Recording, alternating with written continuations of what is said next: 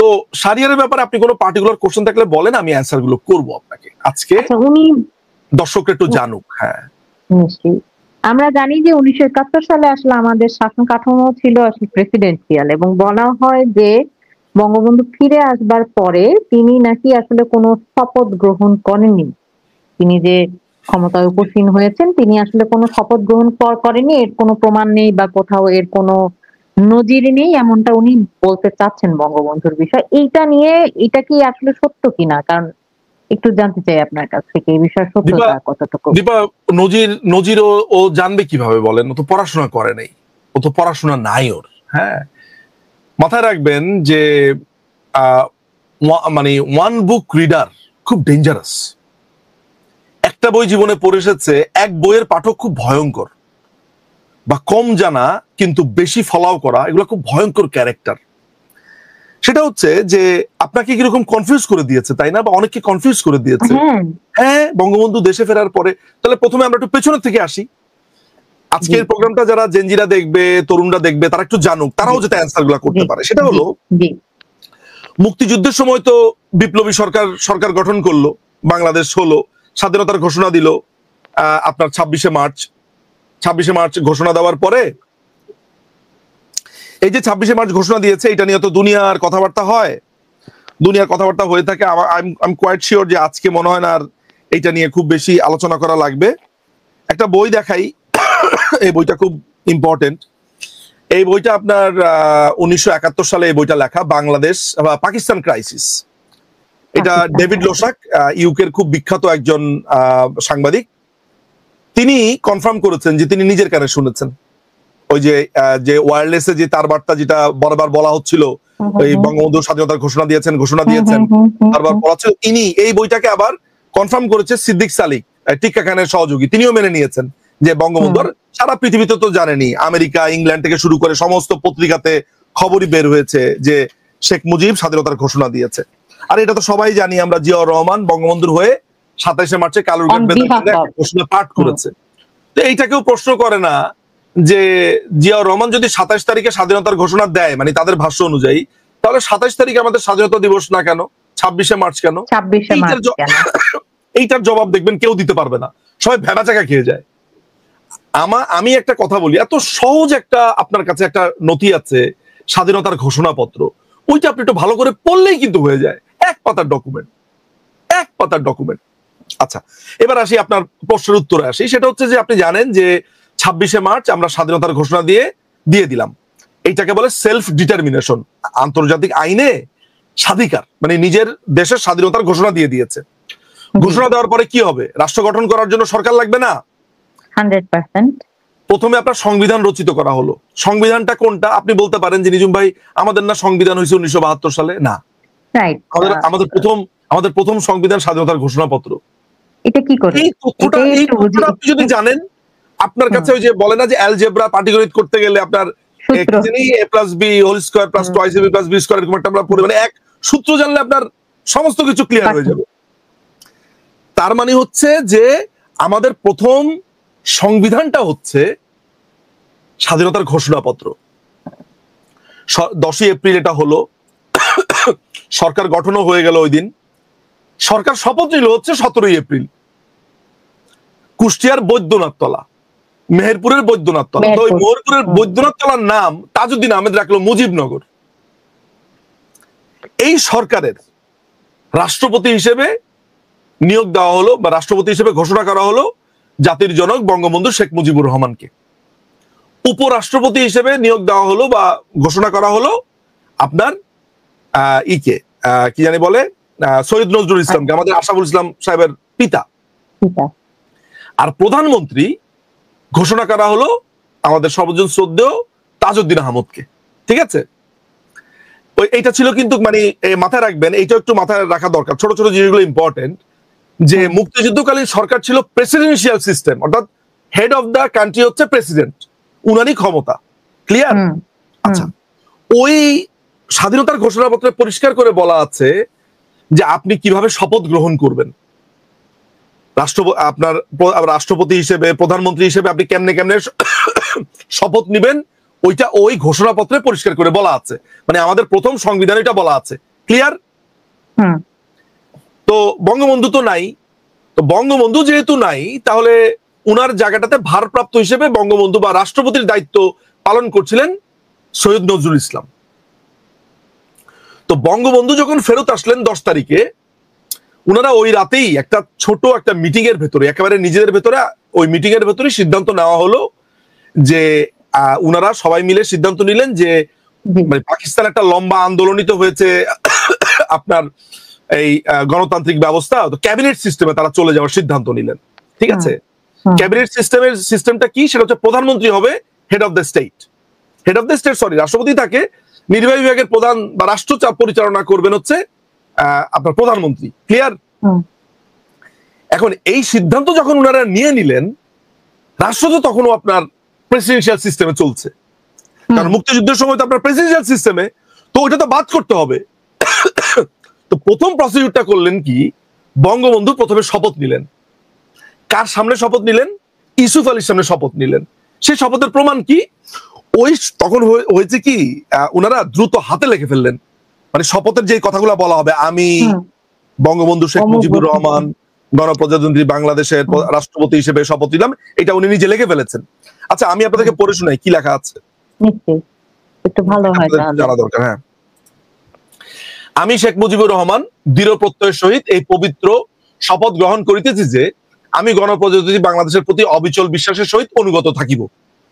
আমি সাধ্যানুসারে সংবিধান এবং আইন অনুযায়ী বাংলাদেশের সার্বভৌমত্ব রক্ষা এবং সুখ ও সমৃদ্ধি বৃদ্ধির জন্য গণপ্রজাতন্ত্রী বাংলাদেশের রাষ্ট্রপতি হিসেবে আমার আমার কর্ণধার ও দায়িত্ব, আমি এই শব্দটা পড়তে পারছি না, ও দায়িত্ব সততা ও নিষ্ঠা, যেহেতু হাতে লেখা আর কি, নিষ্ঠা ও বিশ্বস্ততার সহিত পালন করিব। আমি রাষ্ট্রপতি হিসেবে আমার কার্যকলাপ অথবা সিদ্ধান্তমূলক আমার ব্যক্তিগত স্বার্থের ঊর্ধ্বে রাখিব। আমি সংবিধান অনুসরণ, প্রতিরক্ষণ ও সংরক্ষণ করিব। এখন আপনি আমাকে একটা কথা বলেন, এই সংবিধানটা বঙ্গবন্ধু পাইল কোথায়? আমি সংবিধান অনুসরণ, প্রতিরক্ষণ ও সংরক্ষণ করিব। ওই যে 10 এপ্রিল আমাদের স্বাধীনতা, এই তো বুঝেছেন, প্রমাণ পেয়েছেন। আমি সংবিধান অনুসরণ, প্রতিরক্ষণ ও সংরক্ষণ করিব। ঠিক আছে, এবং আমি কোনরূপে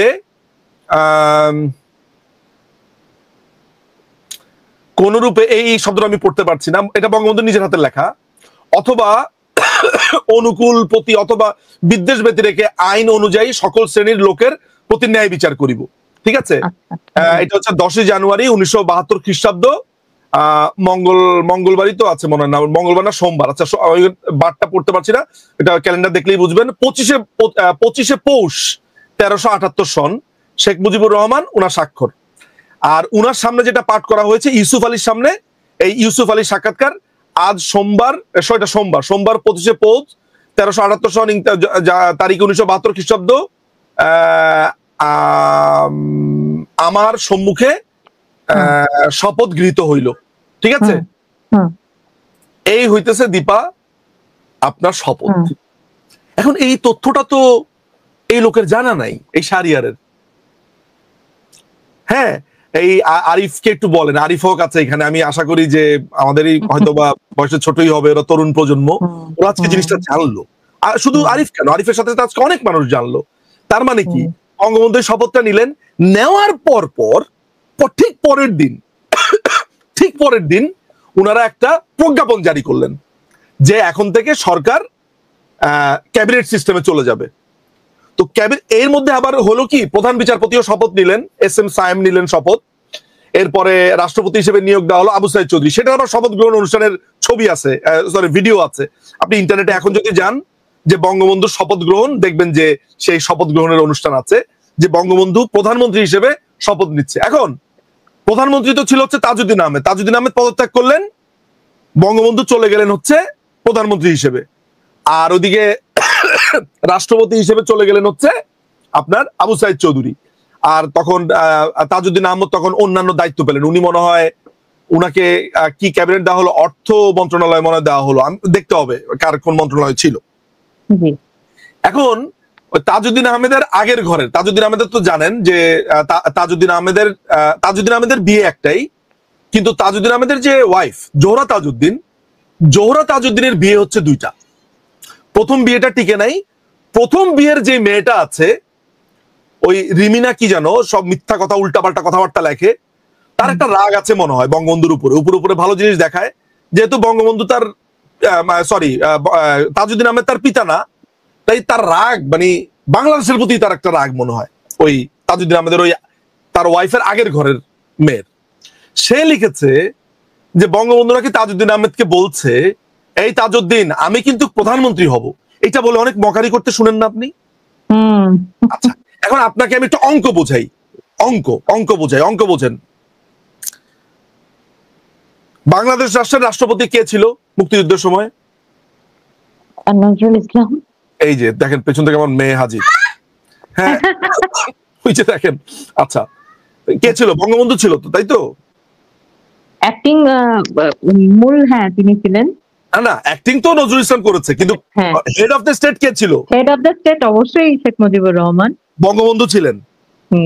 তো উনারা যখন সিদ্ধান্ত নিলেন সবাই মিলে যে এটা প্রধানমন্ত্রী সিস্টেমে যাবে, জাস্ট জিনিসটা ট্রান্সফার হয়ে যাচ্ছে, মানে প্রধানমন্ত্রী থেকে প্রধানমন্ত্রী হচ্ছে, তাহলে কে হবে প্রধান? কে হবে? বঙ্গবন্ধু। তাহলে এইটা বঙ্গবন্ধুকে বলতে হয় তাজউদ্দিন আহমেদকে, এই তাজউদ্দিন আমি কিন্তু প্রধানমন্ত্রী হব, এটা বলতে হয়? আমি আর আপনি ধরেন একটা কোম্পানি খুলেছি, আমি কোম্পানির ডিরেক্টর, আপনি শেয়ার হোল্ডার। এখন ডিরেক্টরের নাম ধরেন চেঞ্জ হয়ে ডিরেক্টর হবে, ধরেন নতুন একটা নাম দিয়েছে ডিরেক্টর, ওটা তো নিধু মজুমদারই হবে। ডিরেক্টর কিন্তু আমি হব, কোনো দরকার। আপনি আমার যুক্তি বুঝেছেন? আলটিমেটলি ব্যাপারটা যেটা হয়েছে দীপা, যে এই যে আমি তথ্যগুলো আপনাকে দিলাম, এগুলো তো জানা টাকা লাগবে। বঙ্গবন্ধু আদৌ কখন শপথ নিয়েছেন, আমাদের স্বাধীনতার ঘোষণাপত্র যে আমাদের প্রথম সংবিধান, হ্যাঁ, তারপরে আপনার অস্থায়ী সংবিধান কাকে বলে, তারপরে এরপরে এসেছে কি শাহরিয়ার প্রশ্ন করেছে যে ওই সংবিধান রচনা করার জন্য তো কোনো ইলেকশন হয়নি, গণপরিষদে ইলেকশন হয়নি, এটা বলেছে না? আচ্ছা, স্বাধীনতার ঘোষণাপত্র কবে হয়েছে দীপা? 10 April, 10 April. এটার জন্য ইলেকশন করবে কেমনে? মুক্তিযুদ্ধের সময় ইলেকশন করবে কেন? 1970 সালে তো সংখ্যাগরিষ্ঠ ভাবে যারা মুক্তিযুদ্ধ করেছে তারাই বিজয়ী ছিল। আপনি ওটা বাদ দেন, আপনি 1970 সালে ইলেকশন বাদ দেন। মুক্তিযুদ্ধের সময় আমরা যে সরকার গঠন করেছি, বিপ্লবী সরকার, ওইটার জন্য ইলেকশন করবেন আপনি? এইভাবে রাষ্ট্র গঠিত হয়? ওইটা কেন বলেছে জানেন? কারণ ও জানেই না আমাদের প্রথম সংবিধান যে হচ্ছে স্বাধীনতার ঘোষণাপত্র। আমার কথা বুঝেছেন? ক্লিয়ার আইডিয়া থাকতে হবে এই রাষ্ট্র সম্পর্কে, নখদর্পণ, এই যে নখের উপর দিয়ে থাকতে হবে। আপনি আমাকে প্রশ্ন করবেন, ইনস্ট্যান্ট আপনাকে পাল্টা প্রশ্ন করতে হবে, আমাকে রেফারেন্স দেন, কোত্থেকে পড়েছেন, কি পড়েছেন, দেখান, তথ্য দেন। হ্যাঁ বলেন তো, আরেকবার বলেন তো, আরেকবার বলেন তো শুনি। হ্যাঁ, এই তথ্য দেন, বই দেন, কোত্থেকে জেনেছেন, কোন বই পড়েছেন, রেফারেন্স দেন, আনেন। খালি বললেই তো হবে না। আপনি আমি আপনাকে এখন মতো যা বলেছি, আপনি আমাকে পাল্টা প্রশ্ন করেন তো, আটকান তো, দেখি পারেন কিনা। না না দীপা, ফাইজামি না, আপনি আমাকে পাল্টা প্রশ্ন করেন, দেখি আরো আমাকে চিপায় ফেলানোর চেষ্টা করেন, দেখেন আমি উত্তর দিতে পারি কিনা। সে করা যেতেই পারে, আপনাকে এগুলো জানা থাকা লাগবে। আচ্ছা, এরপরে সে কি বলেছে যে বঙ্গবন্ধু বেঈমানি করেছে, বেঈমান বলেছে। কেন বেঈমান বলেছে? বেঈমান বলেছে, দেখেন কি বলবো, এগুলো তো দুঃখের কথা। আপনার আইয়ুব তো ক্ষমতা দখল করে রেখেছে বহুত বছর ধরে। আপনি জানেন যে ইস্কান্দার মির্জা, আপনার জানেন তো যে পাকিস্তান গঠিত হওয়ার পর থেকেই আমাদের এখানে আর কোনোদিন আমরা রাষ্ট্র কিছুই পাই নাই। ওই যে আপনার 54 যুক্ত ফ্রন্টের ইলেকশন হয়েছে, তখন আপনার জিন্না সাহেবের মেয়ে মনে হয় ইলেকশন করেছিল, বঙ্গবন্ধু সেই ক্যাবিনেটের মনে হয় মন্ত্রী ছিলেন, মন্ত্রী ছিলেন, তার পদত্যাগ করলেন তিনি। এরপরে তো আপনার ক্ষমতা দখলই করে ফেললো আপনার জেনারেলরা। তো আইয়ুব খানের পরে যখন ইয়া ক্ষমতা দখল করলো, ওরা তো ইলেকশন দিচ্ছিল না, শেষ পর্যন্ত ইলেকশন দিতে রাজি হলো। 1970 সালের ডিসেম্বরে ইলেকশন হবে। এর মধ্যে আপনি জানেন যে প্রলয়ঙ্কারী ঘূর্ণিঝড় হলো, প্রায় লাখখানিক লোকের উপরে মারা গেল, ইলেকশন পেছালো, তখন যেটা হলো যে এই ইলেকশনের আগে ইয়াইয়া একটা রুলস বেঁধে দিল যে এটাকে বলে হচ্ছে লিগ্যাল ফ্রেমওয়ার্ক অর্ডার, এলএফও। এই হলো গিয়া তোমার মেইন ছাদ, এর বাইরে তুমি তোমার ম্যানিফেস্টো দিতে পারবা না, বুঝছেন? তো প্রত্যেকটা রাজনৈতিক দলের মূল আকাঙ্ক্ষা হলো ইলেকশন। তারা মোটামুটি এই ফ্যাসিস্টদের, এই একনায়কতান্ত্রিক এই জেনারেলদের সমস্ত কিছু মেনে নিয়ে আগে ইলেকশনটাতে আসার জন্য সবই মেনে নিল। শাহরিয়ারের কথা হচ্ছে যে 1970-এর ইলেকশনের আগে এলএফওর কথা দিয়েছিল, মুক্তিযুদ্ধের পরে আর এলএফও মানে নেই। দেখেন বুদ্ধি। তো ওইখানে যদি কারো মাথাতে একটু সামান্য একটা বুদ্ধি থাকতো, আমি তুষারের কথা বাদই দিলাম, আনিস আলমগীর আরো বেটার বলে, বা আজিজ সাহেব আরো একটু বেটার বলে, তুষারের থেকে তো অন্ততপক্ষে বেটার বলে, কিন্তু ওইখানে একটা মানুষ বললো না যে আচ্ছা ইয়ার লিগ্যাল ফ্রেমওয়ার্ক অর্ডার স্বাধীন বাংলাদেশে মানবে কেন? মানে পাকিস্তানিদের নিয়ম মানে নাই দেখে বঙ্গবন্ধুকে বেঈমান বলছে। আপনি আমার কথা বুঝতে পেরেছেন নাকি আরেকবার বলবো? না, আমি একটু এখানে যুক্ত করি আপনার সাথে নিজাম ভাই। ওর কথা কিন্তু ওদের আদর্শ অনুযায়ী ঠিক আছে, কিন্তু আপনি বুঝতে পারছেন যে কারণে তো ও যখন আপনাকে এগুলো বলছে, হ্যাঁ এক্স্যাক্টলি, সে তো আদর্শ ঠিক আছে, পাকিস্তানি বিহারি সাথে বলবে, হ্যাঁ সে তো এই কথা বলবেই। আপনাকে যে জিনিসটা বুঝতে হবে সেটা হলো যে আপনার এমন কোন সেন্সিবল মানুষ এখানে নাই। এর কারণ হলো পড়ালেখা নাই। এই যে আমি বারবার বলছি পড়ালেখা নাই পড়ালেখা নাই, এর মানে এই না যে আমি অনেক পড়ালেখা করি, না, আমি অনেক কম জানি, কিন্তু যতটুকু জানি ঠিকই জানি। কিন্তু প্রশ্ন এটা না আমি কতটুকু জানি আপনি কতটুকু জানি, এটা ব্যাপার না। ব্যাপারটা হচ্ছে যখন একটা মানুষ, আপনি তর্কে যাবেন, আপনি জেনে যাবেন না।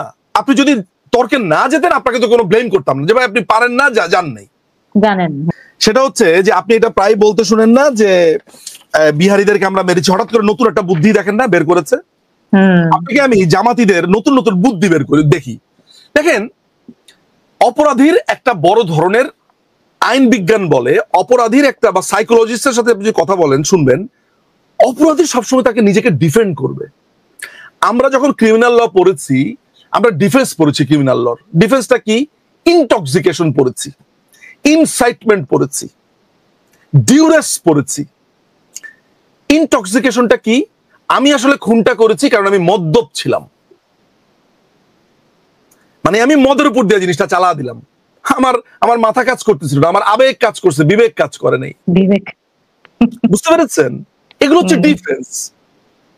প্রত্যেকটা মানুষই বাঁচতে চায়, জামাত বাঁচতে চাবে। আমি জামাত না অভিযোগ করি না, ওদেরকে তো ঘৃণা করবো, অভিযোগ করবো কি? জামাত তো বলবে। এখন দেখেন 14ই ডিসেম্বর আসছে, আপনি শুনবেন যে 14ই ডিসেম্বরে বুদ্ধিজীবীদেরকে মেরে ফেলেছে নাকি ভারতীয় বাহিনী। অথচ তখনকার সময় সিডনির এক প্রখ্যাত সাংবাদিকের দেখবেন আপনি, সেই ভিডিওটা আমি আমার ফেসবুকেও দিয়েছি, নিহতের স্বজন পরিষ্কার করে বলেছে যে কারা মারতে এসেছে নিজের চোখে দেখেছে তারা। এখন ওরা থিওরিটা বের করেছে কি, যেহেতু 3 তারিখে ভারতীয় বাহিনী বাংলাদেশে ঢুকে গেছে, তাহলে হত্যা তারাই করেছে, বাংলাদেশ বারুক। চিন্তা করেন কত বুদ্ধি করে বের করেছে, বুদ্ধি মানে আবার বুদ্ধি করে বের করেছে আপা, যে 25শে মার্চ আসলে ওনারা মারতো না। মারলো কেন? মেরেছে হচ্ছে যে আমরা বিহারিকে মেরেছি তাই, ওরা রেগে বেগে মেরেছে। ও আচ্ছা, কোনো অভাব নাই দুনিয়াতে। তো এক্সকিউজ বের করেছে, বিহারীদেরকে মেরেছে তাই আমাদেরকে মেরেছে। আচ্ছা, বিহারীদেরকে মেরেছে কবে মেরেছে? দেখেন, ইত্তেফাকের হচ্ছে এই গণহত্যা কি, বাংলার বুকে এই গণহত্যা বন্ধ করো। এবার কোনা দিয়ে দেখেন, কিছু পড়তে পারেন?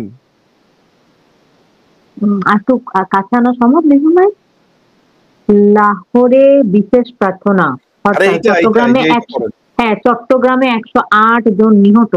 কিসের 108 দেখলেন আপনি? 138 জন। 138 জন, হ্যাঁ 138 জন, হ্যাঁ 138। এটা 6 তারিখের পত্রিকা, 6ই মার্চ, পরের দিন 7ই মার্চ। এই হত্যাকাণ্ডটা বিহারীরা শুরু করেছে পাকিস্তানি মিলিটারির সাথে। 138 জন শুধু চিটাগংয়ে মেরেছে। এর 2 দিন আগের পত্রিকাতে আছে হচ্ছে 33 জনকে মেরেছে খুলনায়, বিহারিরা।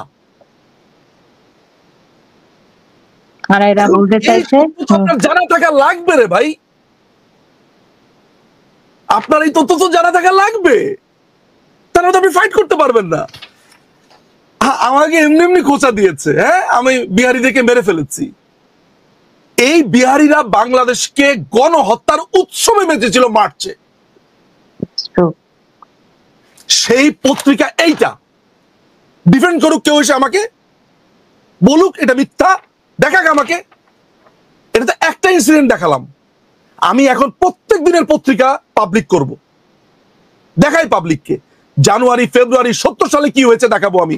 70 সালের ইলেকশনের সময় জয় বাংলা কতলকর না জয় বাংলার কতলকর কি লুঙ্গি ছাইরা ধুতি পিন্দ, এরকম কোন একটা স্লোগান আছে। এই আপনার বিহারিরাই স্লোগান দিত, হাত মে বিড়ি মুহ মে পান লড়কে লেঙ্গে পাকিস্তান, এটা বলতো বিহারিরা।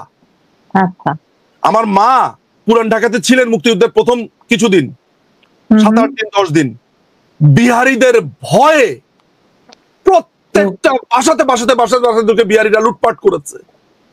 আক্তার গুন্ডা বিখ্যাত মামলা আছে, দ্য স্টেট ভার্সেস আক্তার গুন্ডা, আমি সেটা নিয়ে ভিডিও বানাবো। আপনাকে তো এগুলা জানা থাকা লাগবে, তথ্যগুলা। এই আক্তার গুন্ডার মামলা যে আছে, এটা কজন মানুষ জানে দীপা? অনেক কম মানুষই জানে। আপনি আক্তার গুন্ডার নাম শুনেছেন কোনোদিন? আমি আজকে প্রথম শুনলাম। এই আক্তার গুন্ডা নামে যে কোনো একটা লোক এক্সিস্ট করে, আপনি জানতেন? জানতেন না, জানা লাগবে না। আচ্ছা, এখানে একজন লিখেছেন আরিফ হক, জুলাই আগস্টের জঙ্গি হামলার সন্ত্রাসী বেশিরভাগ এই বিহারি ক্যাম্পের, এটা কিন্তু সত্য কথা। হ্যাঁ, জবাই করেছে।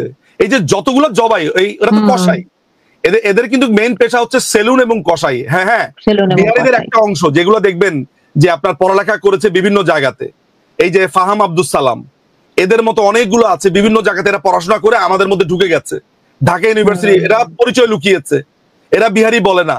আমি ইস্টার্ন টাওয়ার, ইস্কাটনে এরকম 4-5টা ফ্যামিলিকে চিনি বিহারি, বিভিন্ন জায়গাতে বিহারি আছে আপনার মতো। এদের নামগুলো দেখবেন, এদের নামগুলো কিরকম হয় জানেন? ওয়াকার, ওয়াসিম, শাবাজ, হ্যাঁ দেখবেন পাকিস্তানি টাইপের নাম হয়।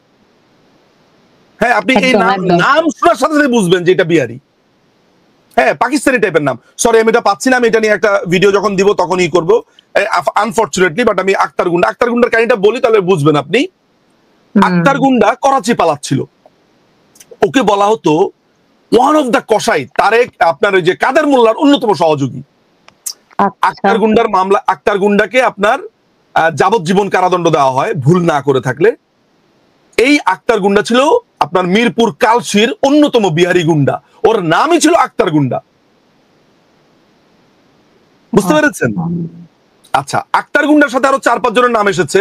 সেইখানে ওরা কিভাবে জবাই করে হত্যা করেছে, জবাই করে, এই বিহারি। তারপরে হচ্ছে আপনার ফকিরাপুলের ফিরোজকে দেখাই আপনাকে, এই একটা বই দেখাই আপনাকে, কালকে বের করেছি ফকিরাপুলের ফিরোজের। এই যে এই দেখেন, এই ফিরোজ এই মিছিল করছে মুক্তিযুদ্ধের সময়। এই ফিরোজের ভয়ে এলাকা কাঁপত। হ্যাঁ, আমাকে বিহারি হত্যাকাণ্ডের গল্প শোনায়। কালকে চ্যানেল আইয়ের সাইদুর রহমান সাহেবের একটা ভিডিও দিয়েছি, আমি জানি না আপনি দেখেছেন কিনা। তার বাবাকে জবাই করে পুঁতে ফেলেছে, মাকে জীবিত অবস্থাতে কবর দিয়েছে, 3 ভাইকে মেডিকেল থেকে নিয়ে এসে জ্যান্ত কবর দিয়েছে, বোনটাকে মেরে ফেলেছে, শুধু একজন মানুষ বেঁচে আছে, সাইদ ভাই। চ্যানেলে এই খবর পড়ে। সাদিম মোহাম্মদের বাবাকে মেরে ফেলেছে বিহারিরা, বিশিষ্ট রবীন্দ্রসঙ্গীত শিল্পী। সাদিম মোহাম্মদকে তো চেনেন?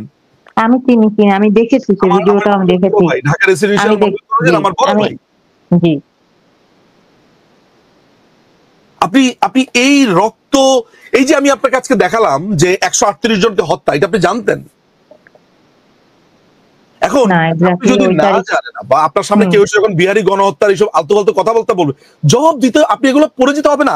আপনাকে আমি একটা বিখ্যাত 447 জনকে অন স্পটে মেরে ফেলেছে সৈয়দপুরে। এই হত্যাকাণ্ডের নাম হচ্ছে, এটার একটা বই আছে আমার কাছে, এইটা নিয়ে বই আছে, আমি আপনাকে প্রথমে নামটা শুনাই। গোলাহাট গণহত্যা। সৈয়দপুরের গোলাহাটে 447 জনকে ভারতে পৌঁছা দিবে বলে ওদেরকে ট্রেনে উঠাইছে প্রথমে। হ্যাঁ আমি জানি, তারপরে মেরে সবগুলোকে একসাথে ফেলেছে। মেরে ফেলেছে। মারওয়ারি ছিলেন তারা, মারওয়ারি, হ্যাঁ, মেরে ফেলেছে। মেরে ফেলেছে। আপনি এখানে অনেকে বলে যে এই বিহারিরা নাকি আসলে ভারতীয়, তো এখানে আমি একটু আপনি আপনি বলতে পারেন তাহলে, আর আমি বলবো না। হ্যাঁ ট্রেনে মেরে ফেলেছে, এটার উপর একটু উপন্যাসও আছে সেলিনা হোসেনের, দি ট্রেন। ওখানে একজন লিখেছেন তার জন্য। শোনেন, একটা কথা আমি আপনাকে বলি, আপনাকে আজন্ম এই রাজাকার আলবদররা এই ধরনের তথ্য দিবে, এইটা আপনাকে প্রথমে আপনাকে মাইন্ডসেট করতে হবে। একটা মাত্র রাজাকারও যদি বেঁচে থাকে বাংলাদেশে, ও আপনাকে মিথ্যা তথ্য দিয়ে যাবে যাবে যাবে যাবে যাবে। ওইটা নিয়ে আপনি, আমরা তো এটা জানি যে আসলে এখানে আটকে আটকে পড়া ওইটা নিয়ে আপনাকে পাকিস্তানি একটি confused হলে হবে গোষ্ঠী না। হচ্ছে কিন্তু বিহারি। আপনি কতটুকু জানেন আপনার দেশ সম্পর্কে, আপনার মুক্তিযুদ্ধ সম্পর্কে, আপনার সংবিধান? ওরা বলছে যে বঙ্গবন্ধু নাকি দিল্লি থেকে সংবিধান লিখিয়ে নিয়ে এসেছে। আচ্ছা, ওরা বলেছে যে কিভাবে দিল্লি থেকে সংবিধান লিখিয়ে নিয়ে এসেছে। ও বলেছে যে বঙ্গবন্ধুকে বেঈমান বলার ক্ষেত্রে বলেছে যে ধর্মনিরপেক্ষতা নীতি নাকি আমরা ভারত থেকে পেয়েছি। আচ্ছা, আপনি কি জানেন যে ভারত ধর্মনিরপেক্ষতা নীতি ওদের সংবিধানে কবে ঢুকিয়েছে? অনেক পরে সম্ভবত, কবে একটু বলুন। 1976 সালে। হুম, আমরা ঢুকিয়েছি আমাদের কবে? পরে, আমরা তো একদম 71 এর সময়। আচ্ছা, 71 এর সময়। আপনাকে আমি একটা উদাহরণ দেই, এখন পাবলিক দেখেন, একজন তার্কিক, একজন যিনি যুক্তি দেন, তাকে কিন্তু সব দিকে নজর রাখতে হবে। আমি আপনাকে একটা পোস্টারের কথা বলি, বাংলার হিন্দু, বাংলার বৌদ্ধ, আমরা সবাই বাঙালি, একটা পোস্টার দেখেছেন? না, পোস্টার দেখেছেন কিনা মুক্তিযুদ্ধের সময়? এটা কখনকার পোস্টার? ওই সময়কার তো সাদা কালো দেখেছি। হ্যাঁ, মানে ওই মুক্তিযুদ্ধের সময় পোস্টার তো এক্স্যাক্টলি। বাংলার হিন্দু, বাংলার খ্রিস্টান, বাংলার মুসলিম, আমরা সবাই বাঙালি, এটার মানে কি? ধর্মনিরপেক্ষতা। এক্স্যাক্টলি। তার মানে মুক্তিযুদ্ধের সময় আমরা পোস্টার ছাপিয়ে বেরিয়েছি। তার মানে ওই চেতনা থেকে এই যুদ্ধ বা এই স্বাধীন হওয়ার আপনি 70 সালে আপনি বঙ্গবন্ধুর এই অসমাপ্ত আত্মজীবনী পড়বেন। তিনি ধর্মনিরপেক্ষতা যে আনবেন ভবিষ্যতে কেমনে পরিষ্কার ভাবে বলছেন। আপনি 1970 সালের ভাষণ পড়বেন, বেতার ভাষণ, যে এই দেশে আর কোনো ধর্ম নিয়ে ব্যবসা চলতে দেওয়া হবে না। এগুলো তো আপনাকে কোট করতে হবে, তরুণদের সামনে আনতে হবে, বলতে হবে, পড়তে হবে। যে সিরাজ শিকদারের কাহিনী বলা হয়, সিরাজ শিকদারকে আমরা মেরে ফেলেছি, প্রোপাগান্ডা। এই যে বই, এই লোক পূর্ব বাংলা কমিউনিস্ট পার্টি করতো। সিরাজ শিকদার কি করেছে জানেন? তার সাথে শুধু দ্বিমত পোষণ করেছে, মেরে ফেলেছে। শুধু দ্বিমত পোষণ করেছে তার নীতির সাথে। ও বলেছে যে আমার মনে হয় একটু ত্রুটি আছে, ওই ছেলেটা বলছে, মেরে ফেলেছে। অন্যের বউকে উঠে নিয়ে এসেছে, পছন্দ হয়েছে উঠে নিয়ে এসেছে, বিয়ে করে ফেলেছে। 3টা বিয়ে করেছে, সবই হচ্ছে তার কমরেডদের বউদেরকে উঠিয়ে নিয়ে এসে বিয়ে করেছে। কাউকে অপছন্দ হবে সে শিকদার খুন করে ফেলেছে। একটাই কথা, নেতৃত্বে কোনো আপনার আপোষ করা যাবে না। এই যে বইয়ের ভিতরে আছে, সিরাজ শিকদার ও পূর্ব বাংলার সরবরাহ পার্টি 1967 থেকে 1952, মনির মোর্শেদ পড়বেন। আরেকটা বই পড়বেন, আন্ডারগ্রাউন্ড জীবন সমগ্র, রইসুদ্দিন আরিফ, পড়ে দেখবেন। সিরাজ শিকদার কত ভদ্রলোক ছিল, পড়ে দেখবেন। আর এই যে এই বই পড়বেন। 67 জন আওয়ামী লীগের নেতাকে মেরে ফেলেছে 2 বছরের মাথায়। 7টা এমপি কে মেরে ফেলেছে, 7টা নির্বাচিত এমপি।